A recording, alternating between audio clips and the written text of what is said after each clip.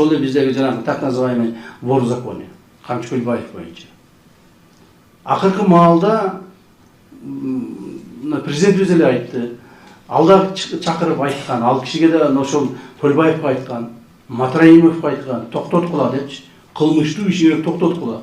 Токтобосоңор биз чараны колдонобуз. Дегенде алар ой биз болду бүтүрдүк, эч нерсе кылбайбыз деп жүрүшүп кайрадан күчөп кетишти. Акыркы маалда мына мен силерге бир мисал айтып берейин. Биздин бир министр ыйлап келди магачы. Ыйлап келди. Эмне болду? Кече дейт олтурсам телефонума жанагы бир мындай видеозвонок келип калды дейт. Видеозвонок келсе туугандарыбыз же башкаларбы деп баса калсам эле дейт. Ар жагында Көлбаев турат дейт. Көлбаев туруп эле сразу айтты дейт. Ушу монун жумуштарды бүтүрбөй турган болсо, эртеңден баштап. Саламатсыздар, урматтуу кыргыз элим. Мен Кудайбердиев Абдонурду апасы уулум. Абдонурум азыркы убакта 6 жашка толду. Балам эч кандай сөздү сүйлөй элек. Сүйлөшүнө себепкер болуңуздар кыргыз элим. Эл арасында сүйлөп, күлүп жүргөнгө не жетсин. Кыргыз элим, жардамыңыздарды аябаңыздар. Турция мамлекетинде операция болот деген үмүтүбүз бар. Врачтар кепилдик берип жатат, операциядан кийин сүйлөп кетет дейт. Үмүтүбүз бар кыргыз элим, сиздерден үмүтүбүз чоң. Жардамыңыздарды аябаңыздар, кайдыгер карабаңыздар. Абдонурумдун диагнозу МВПР синдром. Мындай балдар сүйлөп кетет дейт. Биздин операциябыздын суммасы $49,700. Азыркы убакта бизде 1 миллион сом чогулду. Берген аманатыңыздарды алып жатабыз кыргыз элим. Бизден кайтпаса да Аллахымдан эки эселеп кайтсын сиздерге. Мындан ары да жардамыңыздарды аябай баламдын сүйлөп кетишине себепкер болуңуздарды суранам кыргыз элим. Кайдыгер карабай жардамыңыздарды аябаңыздар. Реквизит номерлер өзүмө караштуу. Мбанк Зенат деп чыгат 0333. Россия өлкөсүнөн котором деген мекендештерге Сбербанк бар 3798 Урумбек деп чыгат. Алдын ала Аллахым разы болсун сиздерден. Кайдыгер карабай жардамыңыздарды аябаңыздар. Азабын тартасың. Ыйлап келди мага мен өзүмө. Так? Анан мен айттым, мен кетем, айрызын азыр жазам деп. Жок, токто, кетпейсиң.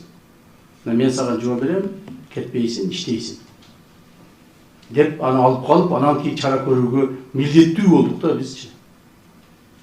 Алар кимдер депутат болуш керек, кайсы партиялар өтүш керек, ким парламентке барыш керек, ким кайсы шаарга мэр болуш керек, ошондон бери чечип калышканда. Мына ачык эле айтыш керек, милицияда көп жылдар иштеп кеткен балдар бар. Милицияларды тимеле тоготпой эле калышкан. Гаилерди такырда тоготпой калышкан. Ал эле эмес, гаилерди эле эмес. Мына конторада отуруп, ушулар менен тынымсыз иштеп аткан коопсуздук кызматкерлерин тоготпой калышкан. Көпчүлүгүн өздөрүнө буруп алышкан. Так, көпчүлүгү ушу биздин конторага да кирип кетишкен. Мен канчадан бул жерди тазаладым. Күнү-түнү иштеп отуруп. Так. Милицияга канчасы кирип кетишкен бардыгы. Жакын жолоп, жанына барып сүйлөй алышпай калган. Биздин генералыбыз деген кыйындарыбыздын бардыгы. Ошого сүйлөй албай калышкан. Ушундай оор акыбалда калып кеткен биздин мамлекет. Урматтуу туугандар. Мына ошондо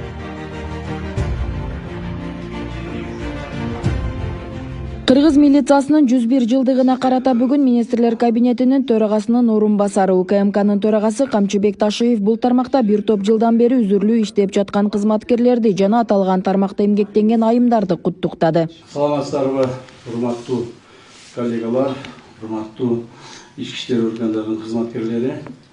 Бүгүн сиздерди ошол майрамыңыздар менен куттуктоо үчүн атай чогултуп отурам бул жерге.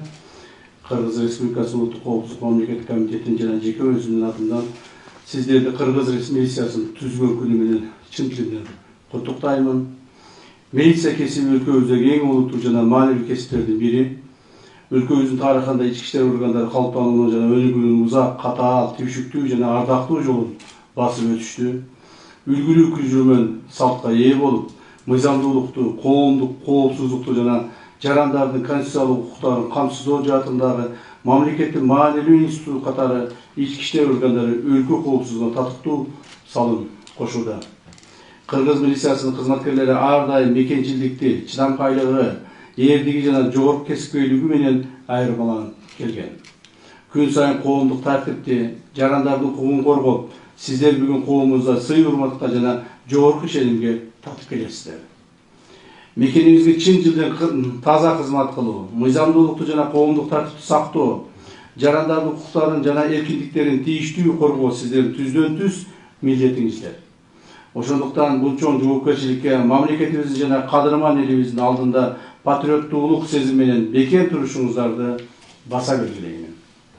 Өзүңүздөргө белгилүү болгондой, өлкө жетекчилиги мамлекетибиздин коопсуздугун жана туруктуулугун камсыз кылууга, күч жана укук коргоо түзүмдөрүнүн дараметин жогорулатууга, материалдык техникалык базасын чыңдоого жана социалдык тиричилик шарттарын жакшыртууга өзгөчө көңүл бурууда.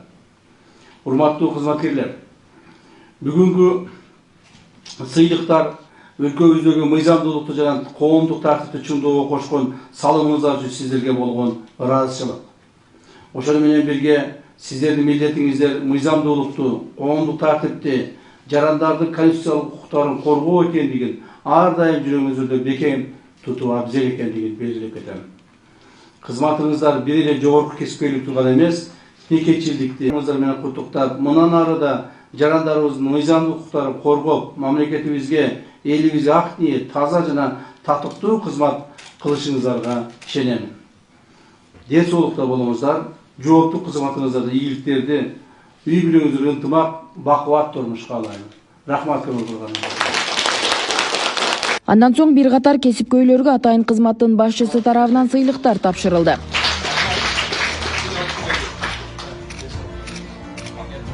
İçki İşler Başkanlığı'nın Mağlumatlık Teknolojiler Bölümünün Uluk Destek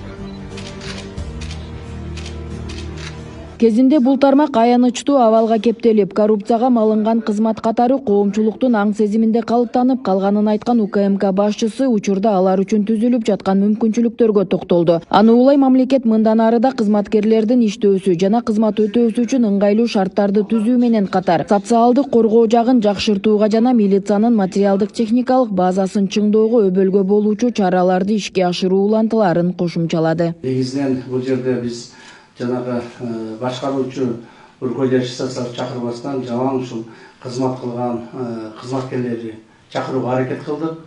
Эми баарын батырыш өтө кыйын, милицияда Кудайга шүгүр адамдар көп, кызматкерлер көп. Бирок ошондой болсо дагы ушул Бишкек шаарында иштеген биздин ГАИ кызматында, да, биз эскиче ГАИ деп үйрөнүп калганбыз. Ушу ГАИ кызматында иштеген биздин кыздарыбыздын баарын чакыргыла деп мен сурандым эле. Кыздарыбызды бир сыйра куттап коё элек. Өзүңүздөр жакшы билесиздер, ушу майрам күндөрүндө биздин эркектер булар медаль алууну, звание алууну, алкыш алууну, ушу кагаздарды жакшы көрөт, Кыздарыбыз болсо гүл менен конвертти жакшы көрөт.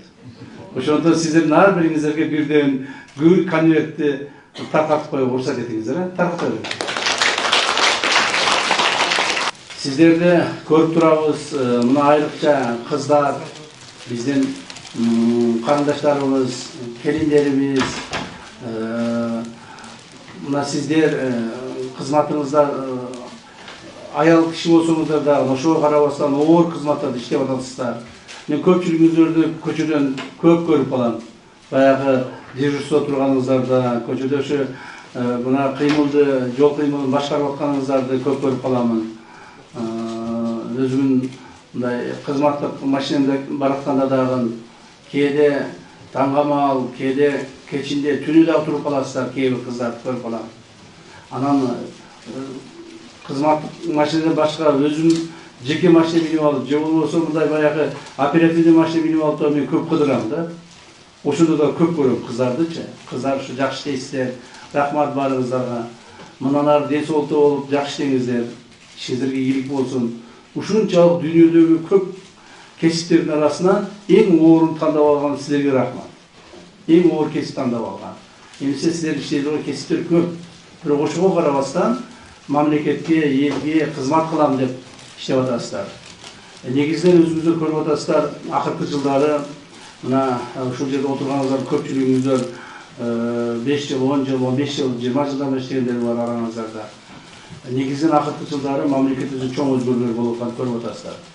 Урматтуу президентибиз мамлекетибиздин куралдуу күчтөрдүн башкы кол башчысы Садыр Ожоевичтин алдыбызга койгон талаптарында негизги маселеси ушу коргоо органдарында иштеген, күч органдарында иштеген биздин кызматкерлердин каралбай кеткендигине биз президентибиз өтө көп кейиди да.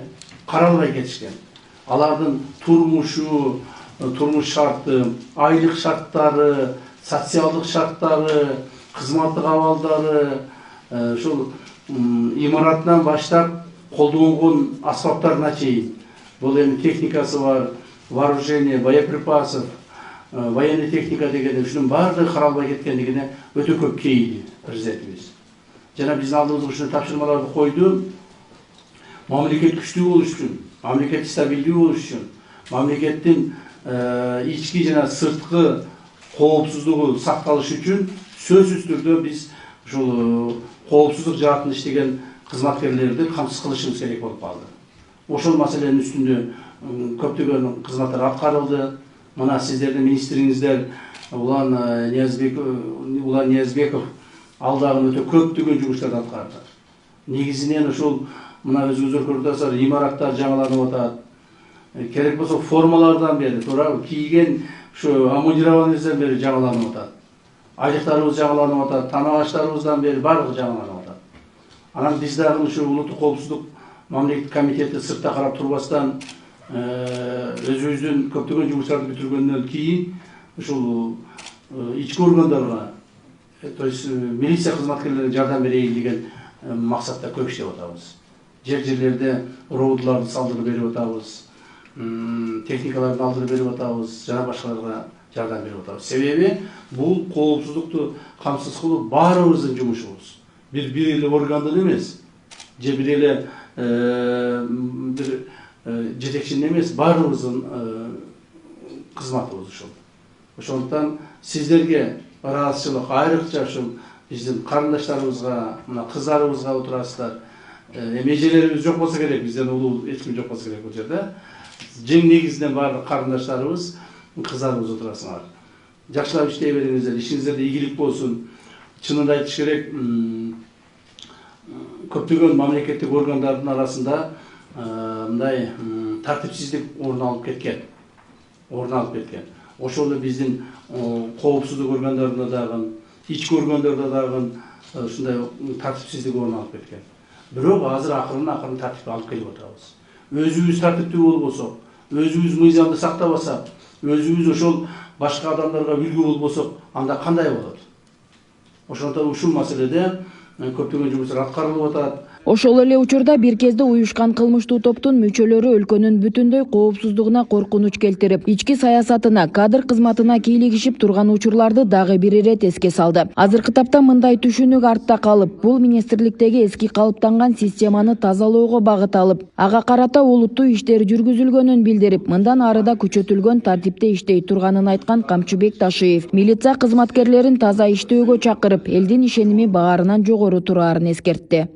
Маселе президентибиз алдыбызга койгон 3 чоң маселени алдыбызга койду эле. Биринчиси бул мамлекетибиздин чек ара маселелерин чечүү. Биз муну сиздер менен кошо чечтик, бүтүрдүк. Экинчиси мамлекетибиздеги ошол уюшкан кылмыштуулук топторго, айрыкча ушуларга карата, бандиттерге, ушуларга карата аягусуз күрөштү ачышыбыз керек эле. Буларды биз толук бойдон мамлекетибизде жоюшубуз керек эле. Биз ушуга жетиштик.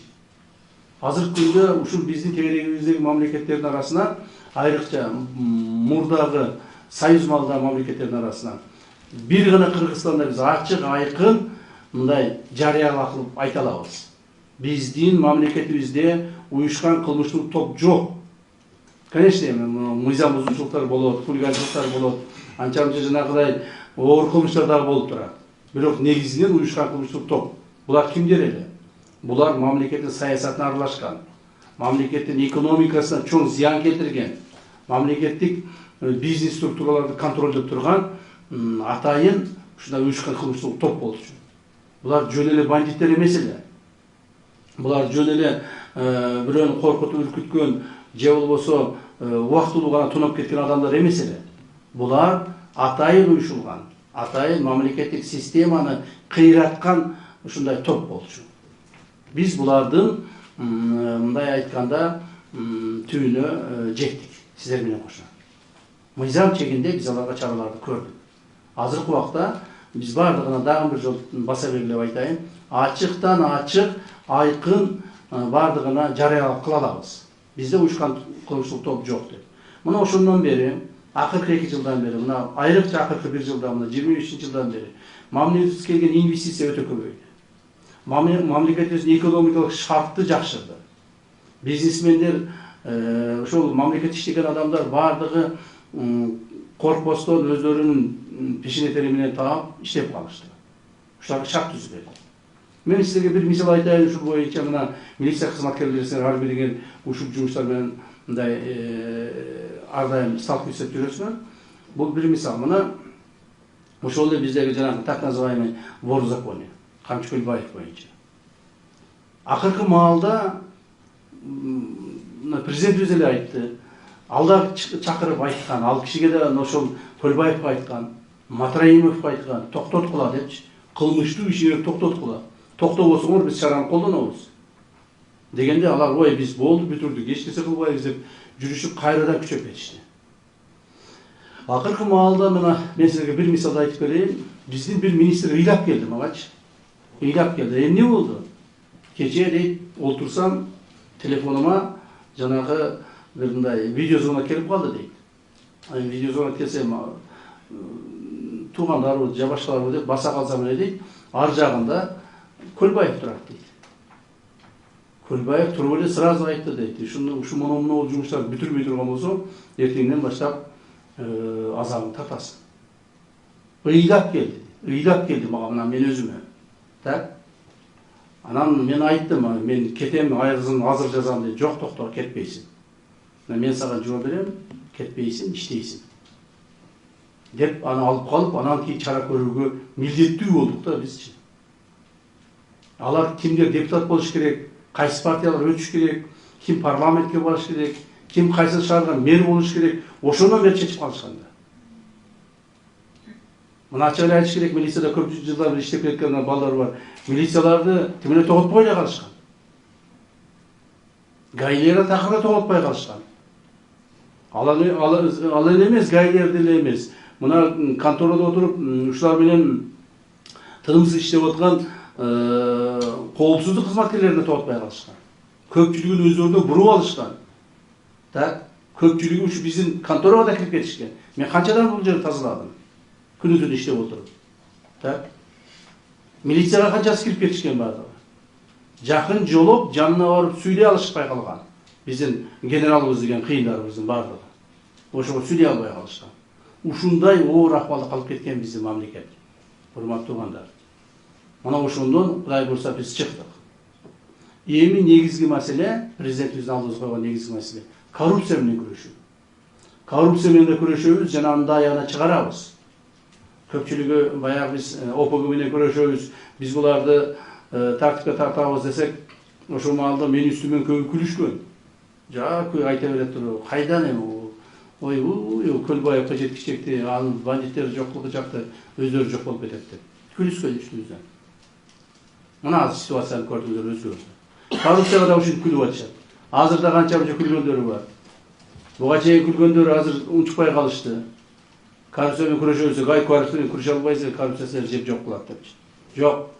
Биз коррупцияны да мыйзамдын чегинде өз ордуна коебуз. Коррупция деген мамлекетибизде болбош керек. А коррупция болбош үчүн биз мына кызматкерлерге жакшы мамиле кылышыбыз керек. Кызматкерлердин жашоо шартын, айлык акыларын, жана башкаларын жасап беришибиз керек. Биз аны түшүнөбүз, толук жоопкерчиликти сезебиз. Ошондуктан мына майрамыңыздардын алдында мен сиздердин же болбосо милиция кызматкерлеринин кемчиликтерин айтпай эле коеюн. Жетишкендерди айтуу менен сиздерди дагы бир жолу куттуктап кетемин. Ишиңер жоопкерчиликтүү, биз чогуу иштейбиз, чогуу жүрөбүз. Мен азыр сиздерди карап туруп бардыгыңарды ушунча кыз формада турса өзүм сүрдөп кетип атамын. Сиздерденчи.